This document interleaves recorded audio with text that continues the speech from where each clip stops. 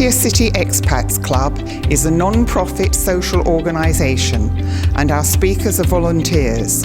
The club as such assumes no responsibility or liability for the professional reputation of or the quality of services provided by the speaker today.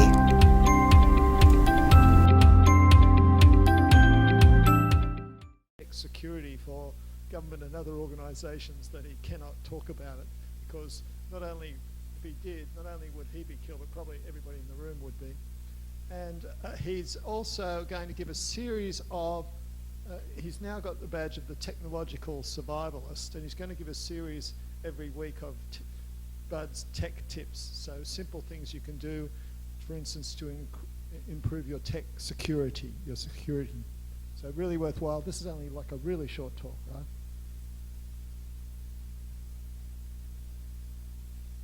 Morning, everyone. As Brent mentioned, my name is Dooley. I'm a cybersecurity engineer.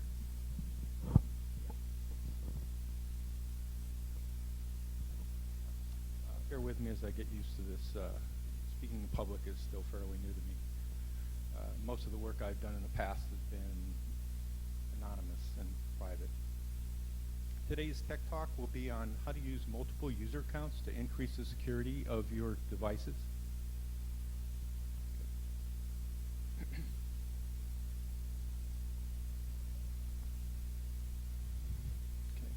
I'll be covering what are user accounts, why they're important, how they can protect your digital information, and how to set up and use multiple user accounts. There's no silver bullet to protecting your devices. It's a combination of defenses that protect you. In the future, these are several different briefs I will be doing. But one of the most frequently overlooked security features is user accounts. It's relatively easy to implement. It's free. And it's one of the most cost-effective ways you can improve the security of your devices.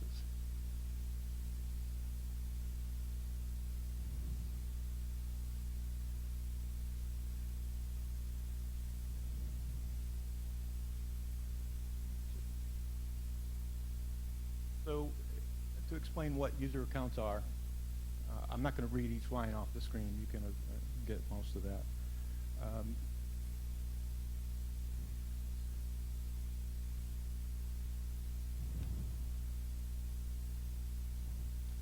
You're thinking you already have a user account, and you do. The user accounts are created as soon as you are initially logged into your device. What most people are not aware of is that original user account is an administrative account. Okay, that is not a good idea to use that account for your daily activities. Folks, having this user account as your only account can cause you a lot of grief later on down the line. Whether that grief comes in forms of malware, possibly a corrupted user profile not allowing you to log in, maybe your wife or children or a friend gets into your device and makes changes that you cannot figure out what it is. They might have installed something, deleted something. These are all issues that can be controlled or resolved, or may never even be an issue if you use multiple user accounts. The key point is all the rights a user has are based on the user account that you sign in with.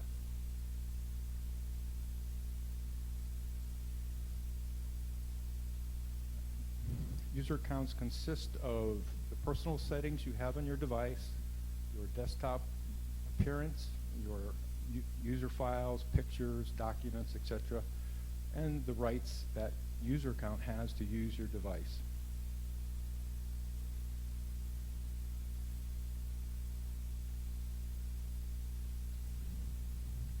So, which operating systems support user accounts? Almost all of them do. With the exception of iPhones that only have limited supports today.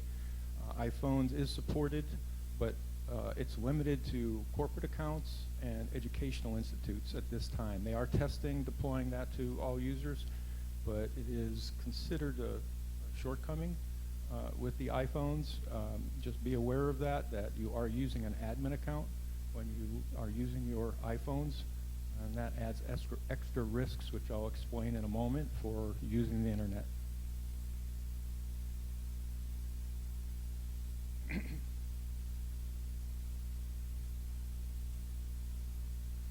To implement users' accounts correctly, we use something called the principles of least privilege.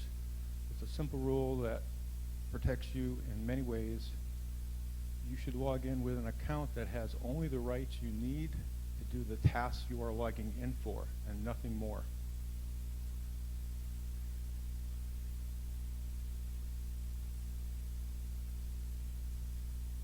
By using only an account that has just the amount of rights to do this particular task, if somehow your account, your credentials are compromised, it may have no negative impact on your device or your personal security.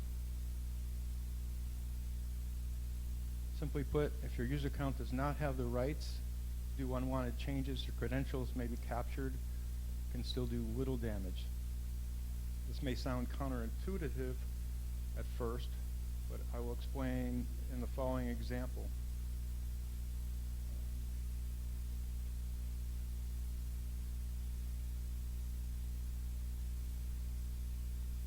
Here's a well-written Microsoft document that explains in a very simple way how user accounts can protect you. There's similar documents written for Android and Apple.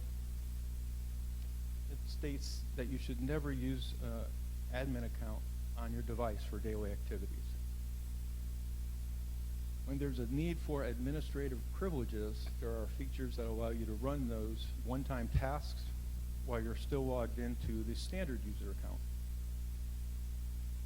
Rule number one, don't use an admin account for daily activities, and I'll give you some examples why.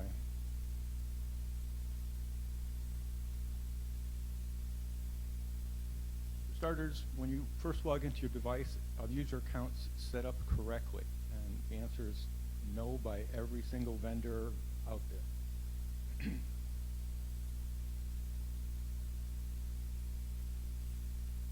This leads me to explain in a little more depth what malware is and how setting up user accounts correctly can avoid you getting a lot of the malware attacks. There's a few more here. It's extremely risky to use your user account, your admin user account, in your daily activities.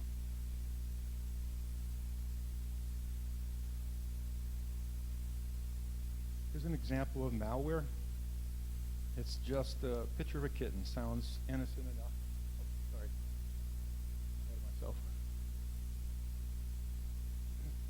The vast majority of adversaries will gain access to your device involved capturing your user credentials. When this occurs, your device security is bypassed. In other words, your system, your defensive systems, believe you are the one logging in. There's no defense against that.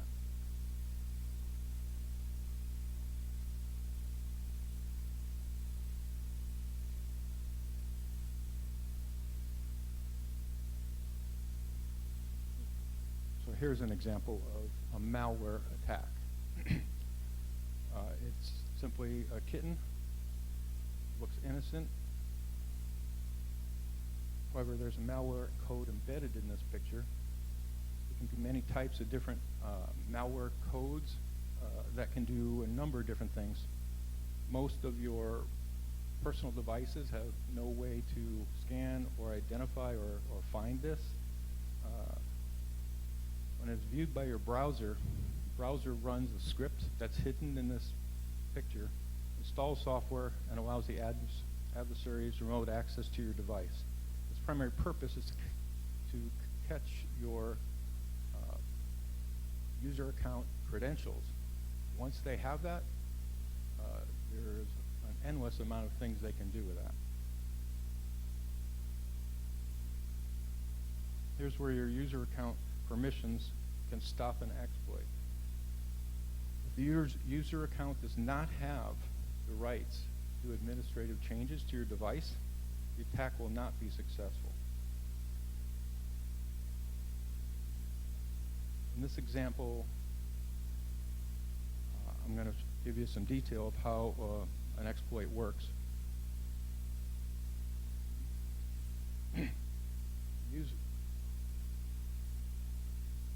A user visits a website. An attempt is made to capture the user's credentials. The user account credentials are captured by the attacker.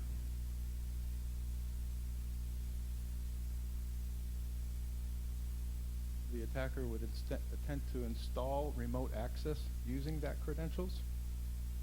If the user account has administrative rights, there's virtually nothing stopping them from manipulating the device. So the tools get installed with the permissions of that account.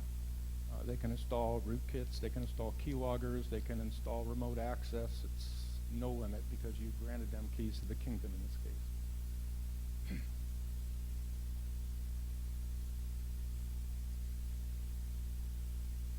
Also, the target device or victim is unlikely to be aware that your personal devices have been compromised. This doesn't necessarily mean they're going to do any damage. It all depends on that malware. Most malware, while bad, is not terrible. They're not going to steal money out of your bank account, but it can be damaging to have your information maybe taken and sold elsewhere. The second scenario, using a standard user account, not an admin account. The first three steps are going to be exactly the same. Attempt to capture your user credentials. The user credentials are captured. The attacker attempts to install some type of remote access tools using those credentials, but the attack is going to fail because you're using a standard user account that does not have permission to install software, change the operating system, change apps. Therefore, the attacker cannot continue.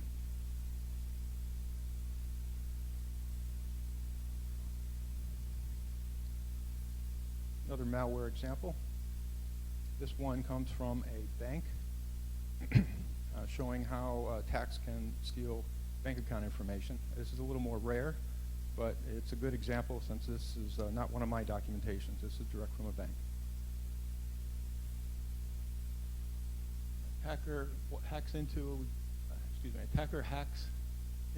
a legitimate website and adds some type of an exploit. As I mentioned, it could be a picture in the background. It could be simply a color code in the background. This may not even be in the website itself. It could be an advertisement that appears on the website. So it gets a little tricky who is even accountable or responsible for that problem. Nonetheless, number two, innocent person goes to the website, and once they load that web page into their browser, an exploit is loaded onto the user's machine. The exploit attempts to run vulnerabilities, in some case a Trojan, many different types of accounts. Down here in option 4, this victim visits the bank with an infected computer, and the attacker installed a keylogger on that workstation. Therefore, all the information that user does is being logged by keystroke. Finally, that information is being sent back to the attacker, showing the banking information when the user goes to the bank website and types in their username and password.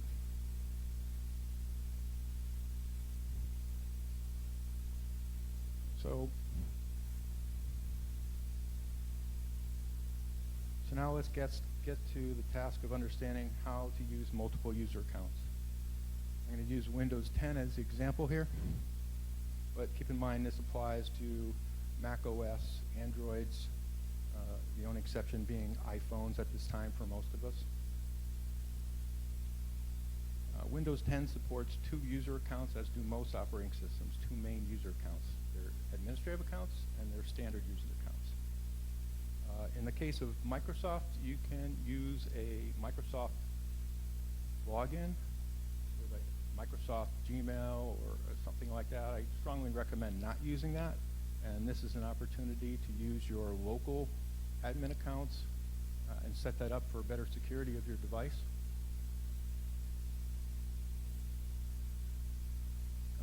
Again, admin accounts have full permissions to everything on your device. And I'm going to go into that just a little more detail, but again, I'm going to try and make this brief. Admin accounts can install remote programs, shut off your security systems, clear your logs. Once someone has your admin account, not only can they disable all of your systems, they can even clear your logs showing they've never been there. So at this point, simply removing the malware does not fix the problem. They now have full access to your device.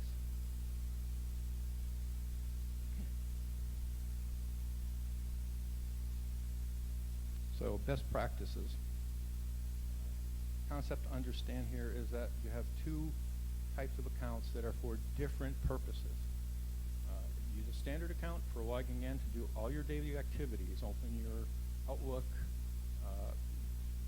surf the web, check your email. Great, no problem. If you have to install some applications, if you have to change system settings, if you have to run something like a reg edit change, if you make major changes to your systems, those should not be done under the standard user account. It's very dangerous to do that.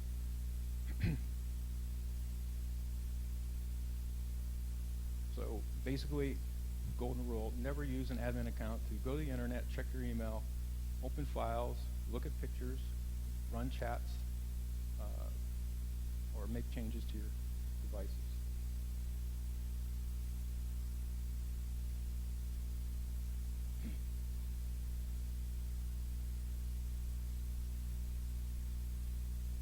I'm about to demonstrate how we do that.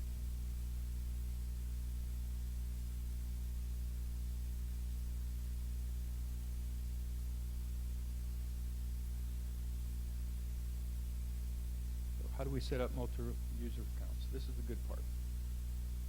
Okay, setting up accounts are relatively easy. And create a second user account on your device. Make that user account an administrative account. Okay. Make sure to write down and save your new user account, and especially the password somewhere safe. Put it in multiple places. Put it in a safe. You're going to need that somewhere down the line, and since you don't log into that account daily, you won't remember it very easily.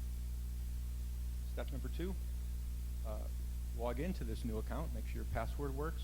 Once you're logged into it, being an admin account, it's allowed to make a change to the initial account you had, which is to reduce the rights to a standard user account. Okay. Step 3, log off your admin account. You will maybe never have to log back in again. From now on, you'll use the same account you initially used to do all your daily activities. And you have now increased the security of your device 7-fold. Okay? The difference you will see when you're using your devices is occasionally you'll run into some program you go to run that requires administrative rights. There's 2 ways to do this. I'll explain those in a moment. So there's a well-documented process that we use to go through all that. It's user account access control. Essentially what happens is, I'm not going to demonstrate both of those for you here. So there's 2 ways. First way is you wait until some application requires administrative rights, and you're going to see this pop-up window. So Windows, Mac will know exactly what needs admin rights, and when something does, it will not allow it to run until you put in an administrative credentials. The credentials can be a password, a PIN, a facial scan, a fingerprint.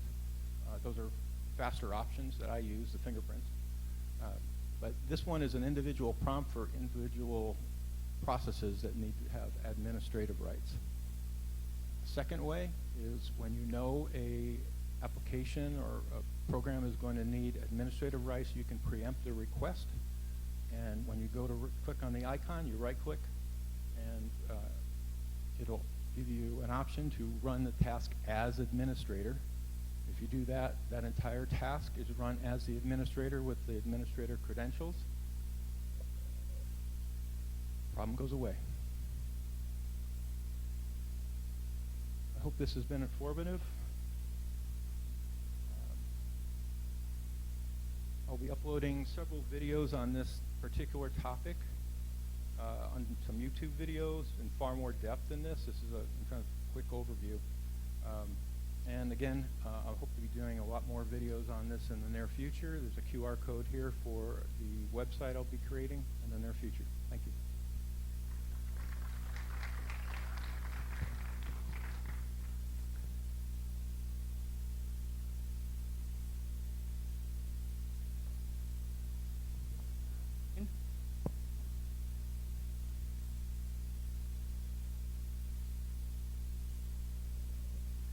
Good morning or good afternoon now. Just 1 minute, please. This year is the 100th anniversary of the Royal British Legion.